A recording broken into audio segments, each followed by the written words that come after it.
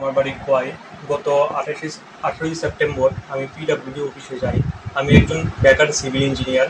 গত 3 বছর ধরে আমি একজন বেকার। আমি একটা বিষয় নিয়ে এক্সিকিউটিভ স্যারের কাছে একটা কাগজের বিষয় নিয়ে বুঝতে যাই। তখন কিছু দুষ্কৃতী আমার বাবার নাম উল্লেখ করে আমাকে অকথ্য ভাষায় গালিগালাজ করে আমাকে প্রাণ নাশের হুমকি দেয়। আমাকে বলে যে অফিসে আসতে হলে খোয়াইয়ের পিন্টু রায়কে, আমি জানি না ওকে টাকা দিয়ে আসতে হবে, নাহলে আমি আসতে পারবো না। আমাকে মারধর করতে আসে। আপনার বাবার নাম? আমার বাবার নাম বিজয় কুমার রায়। উনি কি করে? উনি আগে চাকরি 10,300 দেশে চাকরি করতো, এখন তিনি কন্ট্রাক্টারি করেন। সেই বিষয় নিয়েই ঘটনার সূত্রপাত। সেই বিষয় নিয়ে, কিন্তু আমি কোনো ঠিকাদারি কাজের জন্য যাইনি।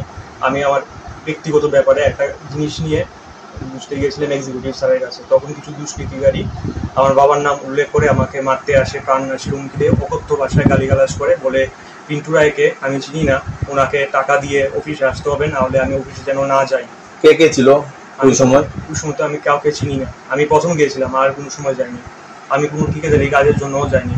আমি আমার একান্ত ব্যক্তিগত ব্যাপারে আমি গিয়েছিলাম স্যারের কাছে একটা জিনিস বোঝার জন্য। এখন কি চাচ্ছেন আপনি? এখন আমি মাননীয় মুখ্যমন্ত্রীর কাছে আমি আমার প্রাণ ভিক্ষা চাই। আর একজন সাধারণ নাগরিক হয়ে যদি আমি অফিসে না আসতে পারি, তাহলে আমার নিরাপত্তা কোথায়? স্যার যেন এই বিষয়ে একটা গুরুত্বপূর্ণ ভূমিকা নেন এবং দোষীদের আপনারা কি কোনো মামলা টামলা করেছেন কারোর বিরুদ্ধে? না, কারণ মামলা টামলা করিনি আমি। মামলা করার কি কোনো পরিকল্পনা আছে?